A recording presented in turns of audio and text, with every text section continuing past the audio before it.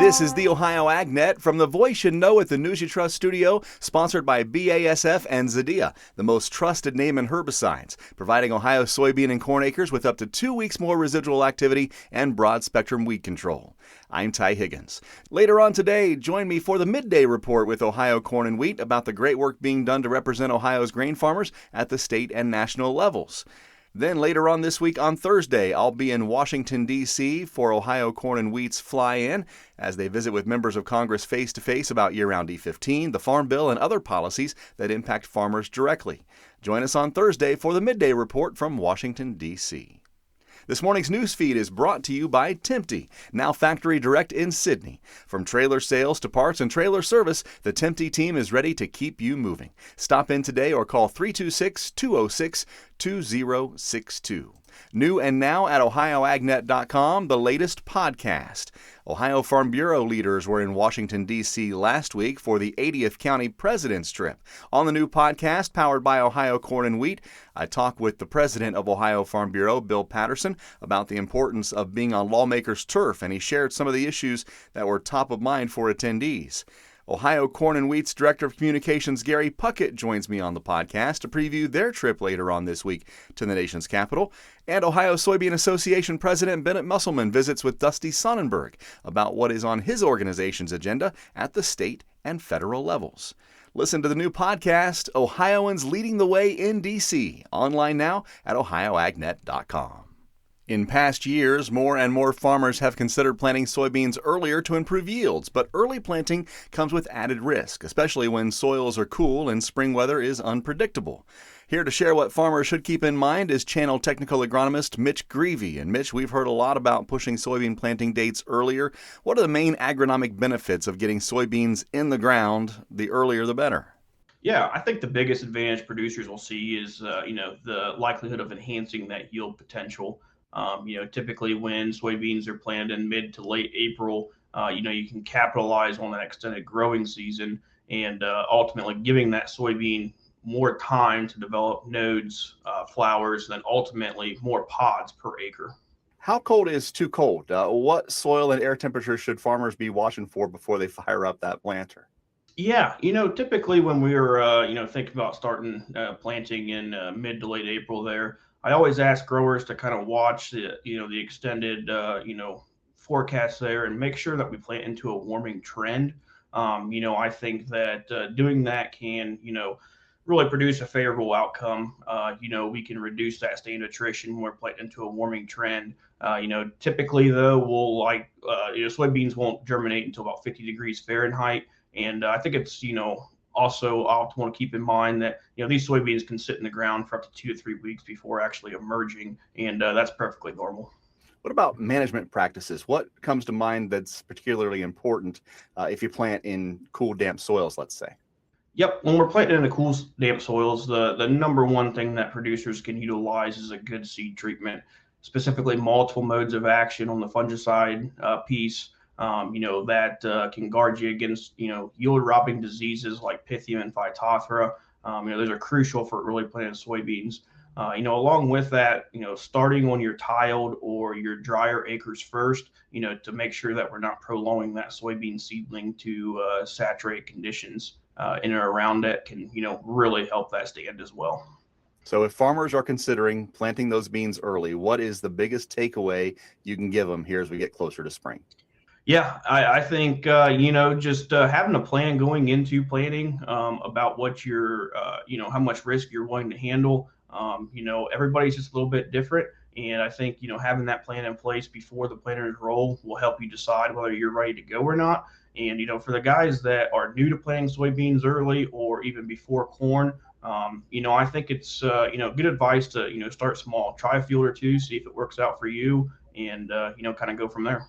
Mitch Greevy with Channel, our guest. Thank you for helping us break down these key considerations farmers should be considering ahead of soybean planting, which could be even earlier than ever here this spring. Appreciate your time. Thank you. Let's get a check of the forecast now with Ryan Martin, brought to you by Seed Consultants. Simply better performance, online at seedconsultants.com. This frontal boundary already has put down its most significant moisture, I believe, in central and western parts of the state. Still will be exiting eastern Ohio into midday. By this afternoon, we are in the dry slot. Wraparound moisture is something we have to look for, but I think mostly in clouds, not snow. That all ends up going a little bit farther west and north up into Michigan. So cloud cover holds as the cold temperatures drop in here. We stay quite chilly with strong west and northwest flow through tomorrow and into early Wednesday. Minor clipper falls apart over Indiana early Wednesday morning, but I think we see cloud cover from that Wednesday afternoon. Temperatures aren't going much of anywhere through the first half of the week. Temperatures climb for Thursday, Friday, a few spits and sprinkles Thursday morning and midday, and then we see another round of spits and sprinkles maybe early Saturday. I'm Chief Meteorologist Ryan Martin. Had a great time last week with Ohio Farm Bureau and their 80th County President's Trip. From Pike County, Dan Corcoran took part in the event. So a lot of things we're talking about impact you directly, whether that be the Farm Bill, whether that be year-round E15, trade, it all is going to impact your bottom line directly. So as you come here to Washington, we talk a lot about Ohio Farm Bureau policy, American Farm Bureau policy. What about Dan Corcoran policy? What's on your mind as you head to Washington and visit with lawmakers?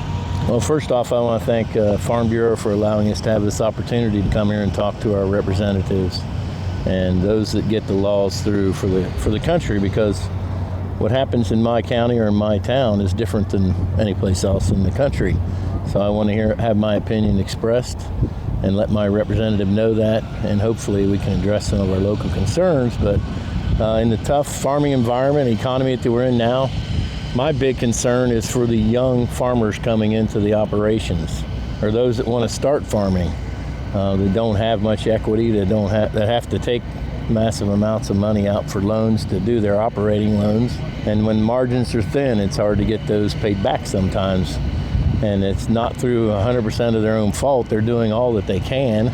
They're doing what's needed to do their best practices that they can to produce the best quality crop that they can and most abundant. But through the drought year that we had 2 years ago and then the tough prices that we've had this year, farming is not a fun time to be in, but we know it cycles, but those that don't have the opportunity to hang on with some equity are going to have some hard times. That's Dan Corcoran from Pike County, one of the Ohio Farm Bureau members on the county president's trip to Washington, D.C. last week. The Ohio AgNet continues after this. Every bushel you grow needs a market. That's why the Ohio Soybean Council is working to expand demand for Ohio soybeans around the world. Your checkoff supports international outreach, trade team visits, and putting Ohio soy in front of global buyers. By showcasing the quality, reliability, and value of Ohio soybeans, you can count on new opportunities and increased demand today and into the future. Visit soyohio.org to see all the ways your Ohio soybean checkoff is at work, expanding markets for your beans. Get ready to bid on the heavy equipment and vehicles you need in a Ritchie Brothers Midwest Regional event happening March 26th and 27th. Inventory is at Ritchie Brothers locations in Columbus, Chicago, Detroit, Minneapolis, Kansas City, and Lincoln, with in-person inspections available. Bid on a wide selection of excavators, loaders, dump trucks, and truck tractors.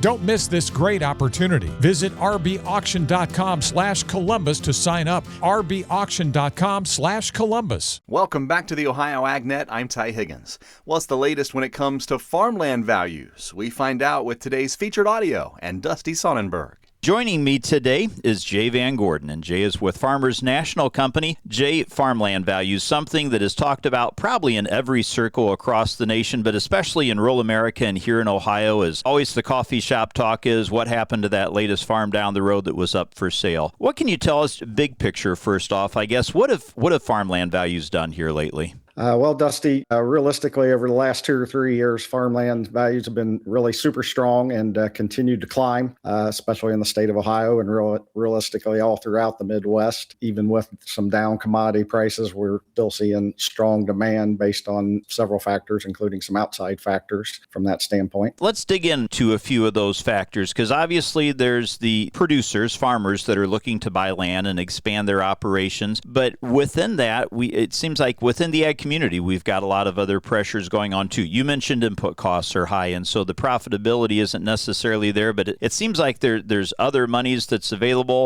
1031 money, things like that. Just talk about that unique mix that we have going on. Sure. Of course, throughout Ohio, we have 3 really large urban areas in the state of Ohio that are all still seeing pretty rapid growth from development standpoint, commercial growth, and all those type of things. So that brings into the market, as you mentioned, 1031 tax deferred exchange money, which is a part of the tax code that allows people to sell land and reinvest that without paying the capital gains tax. I live here near Marysville, so I'm a little more versed on Columbus, but Columbus is one of the fastest growing metro areas in the United States. I believe it's one of the top 3 commercial warehouse hubs as far as development of commercial warehouse in the U.S. also. So all these factors are leading to people selling farms for, several times actual farm land value and looking to move. I think we see the echoes of those effects as far as 50, 75 miles out into the countryside as far as land values staying strong and high competition with production farmers for farmland purchases. So. Well, obviously, with the volatility and markets in general, farmland has been relatively solid and consistently climbing, actually, if we look back the last decade or so. How much outside investment money do you see coming into the farmland scenario? Is that still a driving factor, or is it just one of the factors? Outside investment is still a driving factor. I would say still overwhelmingly year to year, the numbers will tell you 70 to 80% of farmland that's purchased is purchased by operating farms and farmers and farm families. But there are outside investment groups out there that are interested and continue to drive the market. The outside investment groups are a little bit different. They're looking for a certain return on investment. And those investment buyers often aren't buyers at auctions or something like that you typically see a lot of farmland sell through. They're looking for more what we call off-market deals where they can possibly meet their return on investment numbers. Sometimes they'll be looking to buy a property and offer maybe a lease back to the operating farmer that's willing to sell it if they're looking to sell some land to create a little capital or something to that effect. So they are out there in the market, but they're also looking for a little different reasons than maybe an operating farmer. For those operating farmers, obviously location is a big deal. Anybody's going to want the parcel that's right across the road or right cat-a-corner to something they're already farming. But what are some of the other factors that are driving those prices that farmers are paying? Well, I think overwhelmingly location is important, but quality is one of the big factors. Obviously, quality soil types that can support high productivity, factors such as drainage. If a farm is either systematically tiled already or has a good outlet to a creek or some type of ditch running through it where it can be purchased and greatly improved by investment as well. In certain areas of the state, irrigation may be a factor from that standpoint. Typically, that depends on soil types as well and those type of things. So a lot of different factors. Additionally, location to grain markets and ethanol plants and that type of thing can drive that. As we get into this time of year, those plants often go to buying on a plus basis level to try to get corn in or soybeans if it's a crush plant or something like that. Again, my guest today is Jay Van Gordon, Area Sales Manager with Farmers National Company. Reporting for the Ohio AgNet, I'm Dusty Sonnenberg. Dusty, thank you. This morning's market analysis brought to you by Louis Dreyfus Company. Excited to bring a brand new soybean crush facility to Upper Sandusky. Learn more about marketing your soybeans with LDC at 574-566-2113. Here's Ryan Martin. Grain markets finished mixed on Friday. We were a little bit stronger in corn, call it 2 to 5 cents on old crop. Beans were down 2 to 5. And then the wheat markets, they were stronger. Double-digit gains to finish the week. As we move into wheat, let's talk it first. Upside leader on the Board of Trade last week. The March Chicago contract rallied 26 cents ahead of expiration. That pulled the rest of the market higher. Again, we don't necessarily talk about expiration month contracts a lot in these market reports, but it did lift the overall wheat side of things. The broad theme remained unchanged for the week last week. Energy and war risk matter more than supply and demand or anything else in row crop. That's probably going to have to change at some point. Is this the week? Who knows? I don't know. Depends on what the headlines are out of the war side of things. I can tell you supply and demand report this past week was an absolute nothing burger, garnered no attention at all. I'm Ryan Martin. Ryan, thank you. Markets on the Ohio AgNet brought to you by Seed Consultants. Simply better performance. Online at seedconsultants.com. Corn for May down 3 3/4 overnight at 463.5. July 474.5 down 3 3/4 as well. Soybeans for May down 26.5 at 11.98 3/4. July beans 12.5 down 25 cents, and September wheat 629 1/4 down by 8 points. After Friday's trade, live cattle for April down 35 at 230.90. Feeder cattle for April 343.10, that's up 10 cents. Lean hogs for April 93.45 down 90, and the May 98.40 down by 75 points. For the Ohio AgNet, I'm Ty Higgins reporting. We'll see you down the road.